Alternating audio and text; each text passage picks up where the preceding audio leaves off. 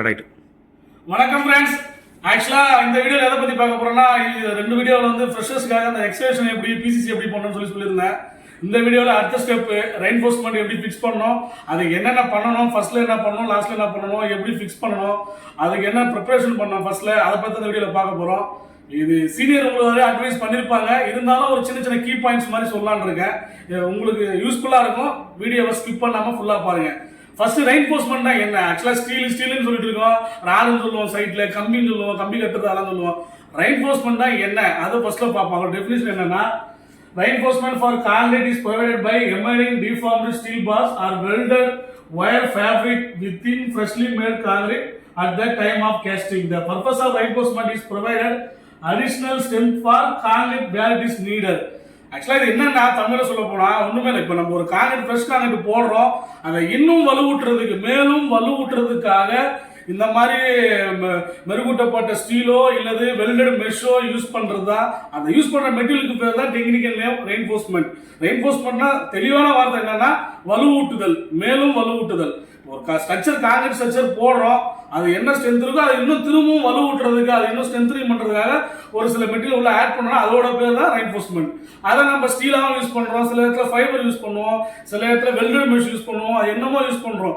நம்ம மேஜராக என்ன யூஸ் பண்ணுவோம், ஸ்டீல் தான் யூஸ் பண்ணுவோம். அதுக்காக என்னென்ன பண்ணலாம், ஃபர்ஸ்ட் ப்ரிப்பரேஷன் என்ன பண்ணுறதா ஸ்டெப் பை ஸ்டெப்பாக பார்க்க போகிறோம்.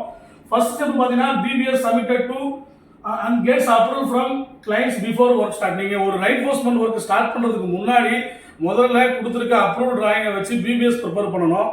நான் அந்த பிபிஎஸ் எப்படி எடுக்கிறதா நான் இன்னொரு வீடியோவில் சொல்கிறேன். இப்போ ஃபர்ஸ்ட் பிபிஎஸ் ப்ரிப்பேர் பண்ணி அதை ஃபர்ஸ்ட் கிளைண்ட் கிட்ட சப்மிட் பண்ணி அவங்ககிட்ட அப்ரூவல் வாங்கிட்டதுக்கு அப்புறம் தான் நீங்கள் உங்ககிட்ட ஒர்க்கர்ஸ் கிட்ட ஒர்க்கை, அதாவது ராடை கட் பண்ணுறதுக்கே ஃபர்ஸ்ட் நீங்கள் சொல்ல முடியும். ஏன்னா சப்போஸ் அம்மான் ப்ரிப்பேர் பண்ணி அவங்கள்ட்ட கொடுத்துட்டு அப்ரூவல் அப்புறம் வாங்கிக்கலாம், அதில் என்ன இருக்குது அப்படின்னு சொல்லி கொடுத்துட்டோம்னா, சப்போஸ் அவங்க ஏதாவது ஒரு சேஞ்சஸ் பண்ணும்போது திரும்ப வந்து ரீஒர்க் பண்ற மாதிரி இருக்கும். தேவையில்லாம ஸ்டீல்லாம் பயங்கரமா வேஸ்ட் ஆகும். அதனால ஒன்ஸ் பிபிஎஸ் ப்ரிப்பேர் பண்ணி கிளைண்ட் கிட்ட அப்ரூவல் வாங்கிட்டு அதுக்கப்புறம் ஒர்க் ஸ்டார்ட் பண்ணுங்க. செகண்ட் பாயிண்ட் பாத்தீங்கன்னா, steel used from approval made and checked with quality team.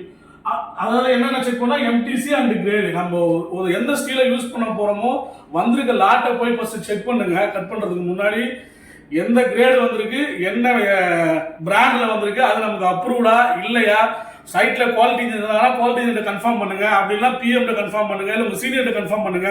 இதெல்லாம் சொன்ன ஜூனியர் சைட்டுக்கு தான் சொல்லிட்டு இருக்கேன். அதுக்காக தான் நான் இதெல்லாம் கன்ஃபார்ம் பண்ண சொல்றேன். இப்போ சீனியர் தான் ஆல்ரெடி அவங்க பிஏக்கு படிப்பாங்க, எல்லாம் பண்ணுவாங்க. உங்ககிட்ட அந்த அளவுக்கு வந்து வராது ஸ்டெப் பை ஸ்டெப். நீங்க அவங்க தான் கேட்கற மாதிரி. அதாவது அதெல்லாம் முதல்ல கேட்டு இந்த கிரேடு தானா, இந்த ஸ்டீலை யூஸ் பண்ணலாமான்னு கன்ஃபார்ம் பண்ணிட்டு அதுக்கப்புறம் கட் பண்ண ஸ்டார்ட் பண்ணுங்க. இப்போ பிபிஎஸ் கொடுத்தாச்சு ஒர்க்கர்ஸ் கிட்ட, அவன் ஆல்ரெடி ஸ்டீல்லாம் கட் பண்ணிட்டான். அதுக்கப்புறம் என்னென்ன பண்ணணும்ன்றத நான் சொல்றேன். ஃபர்ஸ்ட் வந்து பாத்தீங்கன்னா, dia of the bar as per BBS. அவன் கரெக்டா நம்ம கொடுத்த பிபிஎஸ் பிரகாரம் அந்த ஸ்டீலோட டயாவை கரெக்டா கட் பண்ணி பண்ணிருக்கானா. அடுத்து வந்து பாத்தீங்கன்னா, number of bars as per certificate PBS.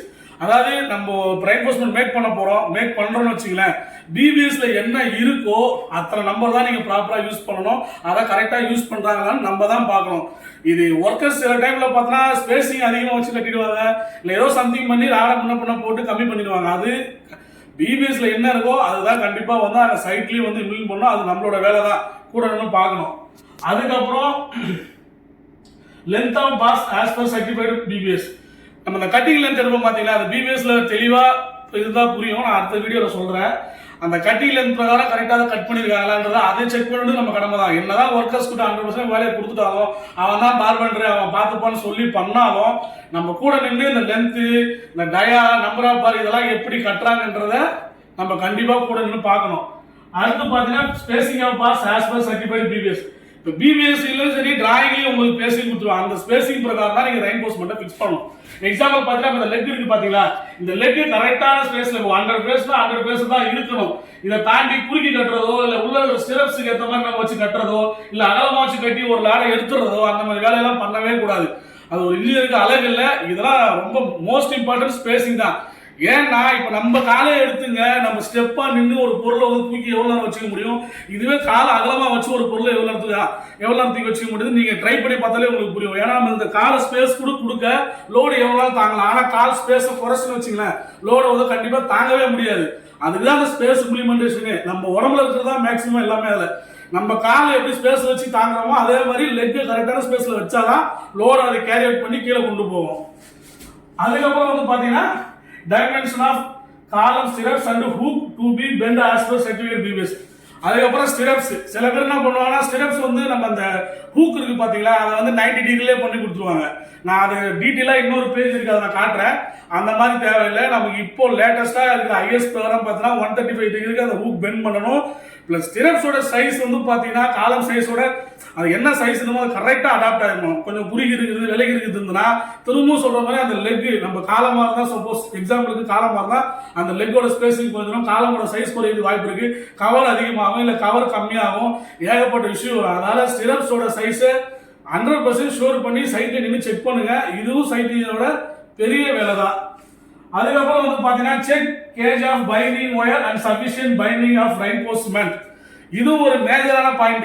இந்த பாயிண்ட்டுக்காக நிறைய முறை திட்டு வாங்கிருக்கேன். நம்ம யூஸ் பண்ற பைண்டிங் ஒயர் என்ன கேஜ் இதையும் ஒரு சைட் இன்ஜினியர் ஒர்க்கை ஸ்டார்ட் பண்றதுக்கு முன்னாடி பிஎம் கிட்டயோ இல்ல குவாலிட்டி கிட்டயோ அதை கேட்டு 80 கேஜா 20 கேஜா என்னமோ 80 அதை என்ன கேஜ் கொடுத்துருக்கோ ஆஸ் பர் பிஓக்யூ இல்லை டிராயிங் அதை மட்டுமே யூஸ் பண்ணுங்க. எம்எஸ்ஆ ஜிஐயா அதையும் கன்ஃபார்ம் பண்ணுங்க. கன்ஃபார்ம் பண்ணிட்டு அதுக்கப்புறம் சிங்கிள் டையா டபுள் டையா டபுள் கிளாஸ் டையா நிறைய டைப் இருக்கு.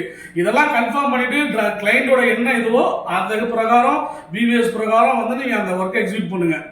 இதுதான் ஒரு எப்படி சொல்லலாம் ஒரு ரெயின்போர்ஸ்மெண்ட்டை ப்ராப்பரா ஃபிக்ஸ் பண்றதுக்கு. என்ன ஃபுட்டிங் எடுத்துங்க காலம் எடுத்துங்க என்ன எடுத்தாலும் சரி மேஜரா ஸ்டிரப்ஸ் காலம்னா ஸ்டிரப்ஸ் பீம்னாலும் ஸ்டிரப்ஸ் மற்றபடி மேட்னா ஸ்பேசிங் லெக்னாலும் ஸ்பேசிங். இந்த ஸ்பேசிங் ஸ்டிரப்ஸோட சைஸ் பிளஸ் ஹூக் இது மூணு தான் வந்து பாத்தீங்கன்னா உங்களுக்கு எப்படி சொல்றது ரெயின்போர்ஸ்மெண்ட்ல ரொம்ப முக்கியமான விஷயம். அது இல்லாம இன்னொன்னு இருக்கு. இந்த காலத்துல வந்து பாத்தீங்கன்னா கீழே அந்த ஃபர்ஸ்ட் பேஜ் போங்க சார்.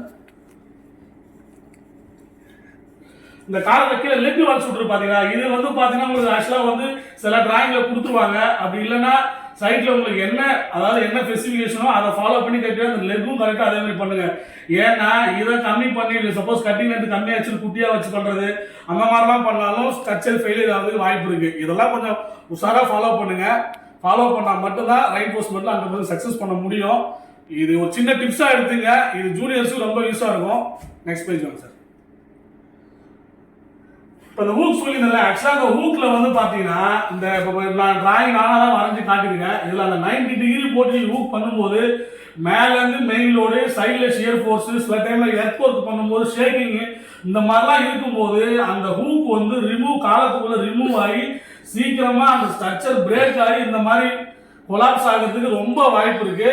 அதுக்காக தான் இது ரொம்ப தவறான முறை. அதுக்கு தான் இந்த 135 டிகிரி வந்து நம்ம எர்த் ஒர்க்லாம் அதிகமாக வந்துச்சு பார்த்தீங்கன்னா அதுக்கப்புறம் இந்தியன் ஸ்டாண்டர்ட்ல இது இம்ப்ளிமெண்டேஷன் பண்ணாங்க. அதை நம்ம இப்போ எல்லாருமே மேக்ஸிமம் ஃபாலோ பண்ண ஆரம்பிச்சிட்டோம். இருந்தாலும் இப்போ நீங்கள் ஃப்ரெஷ்ஷாக போறீங்கன்னா அது நிறைய பேர் நீங்கள் வீடு கட்டும் போதெல்லாம் பார்த்து அந்த மாதிரி பார்த்துருப்பீங்க. இந்த மாதிரி சைட்ல போகும்போது பண்ணானா கண்டிப்பா ஒர்க்கர்ஸ்க்கு அட்வைஸ் பண்ணி சேஞ்ச் பண்ண சொல்லுங்க. எப்பவுமே பெண்ட் வந்து இந்த மாதிரி 135 டிகிரியில் இருந்தால் மட்டும்தான் நீங்க ஷியர் ஃபோர்ஸ் மெயின் லோடு என்ன ஆக்ட் ஆனாலும் கரெக்டா டிரான்ஸ்ஃபர் ஆகி கீழே ஃபவுண்டேஷனுக்கு போயிட்டு கீழே வந்து எர்த்ல டிஸ்ட்ரிபியூட் ஆகும். இல்லைன்னா ஸ்ட்ரக்சர் இந்த மாதிரி ஃபெயிலியர் ஆகிறதுக்கு வாய்ப்பு இருக்கு. அதனால இப்போ நான் சொன்ன டிப்ஸை ஒரு கீ பாயிண்ட்ஸ் மாதிரி எடுத்து ஃபாலோ பண்ணுங்க சைட்ல. இது எனக்கு தெரிஞ்சது என் அனுபவத்தில் இருக்கிற சொல்லியிருக்கேன். ஏதாவது தவறு இருந்தாலும் இது வேற ஏதாவது சீரியல் பாக்குறீங்க இல்ல நான் சொன்னது ஏதாவது தப்பு இருந்தாலும் கண்டிப்பா கமெண்ட் பண்ணுங்க. ஏன்னா நானும் தெரிஞ்சுக்கிறேன். இது நானாதான் எனக்கு தெரிஞ்சதை வச்சு இந்த ஒரு சில விஷயங்கள் முக்கியமான விஷயங்களை கத்துக்கிட்டா இதை மட்டும் வச்சு நம்ம சைட்ல ரெயின்போர்ஸ்மெண்ட் ஃபிக்ஸிங் பண்ண முடியும். இதெல்லாம் தெரிஞ்சுக்கிட்டாலே அதுக்கப்புறம் அந்த பிபிஎஸ் என்னன்னு சொல்றேன் இன்னொரு தெரியவா சொல்லி இப்போ சின்ன சின்ன வேலைகள் இப்போ சைட் இன்ஜினியர் ஒருத்தர் வந்தானா சைட்டுக்கு அவன்கிட்ட நான் வேலை கொடுப்பேன். அவன்கிட்ட பிபிஎஸ் எதுவும் சொல்ல மாட்டேன். அவன்கிட்ட பிபிஎஸ் கொடுத்து போய் கம்பி கட்டுறான்னு சொல்லுவாங்க. அதுக்காக பிபிஎஸ் கொடுத்துட்டாங்க அதுக்கப்புறம் நம்ம எப்படி கம்பி கட்டுறோம் அதை மட்டும் நான் சொல்லியிருக்கேன். பிபிஎஸ் எடுக்கிறது இன்னொரு வீடியோல கண்டிப்பா உங்களுக்கு டீட்டெயிலா ஃபுல்லாவே என்கிட்ட இன்னொரு சீனியர் இருக்கிற சைட்ல நான் அவரை வச்சு எக்ஸ்பிளைன் பண்ணி உங்களுக்கு சொல்றேன் எப்படி பிபிஎஸ் எடுக்கணும் என்ன ப்ரொசீஜர் எல்லாமே. ஓகேங்களா? இன்னொரு வீடியோல கண்டிப்பா பார்க்கலாம். அடுத்து நெக்ஸ்ட் வீடியோல ஷட்டரிங்கை பத்தி பார்ப்போம். அது எப்படி இருக்கு எப்படி ஷட்டரிங்ல என்னென்ன கீ பாயிண்ட்ஸ் நெக்ஸ்ட் வீடியோல பார்க்கலாம். இந்த மாதிரி நிறைய வீடியோகள் டிப்ஸுக்கு நம்ம சேனலை சப்ஸ்கிரைப் பண்ணி வச்சுக்கோங்க.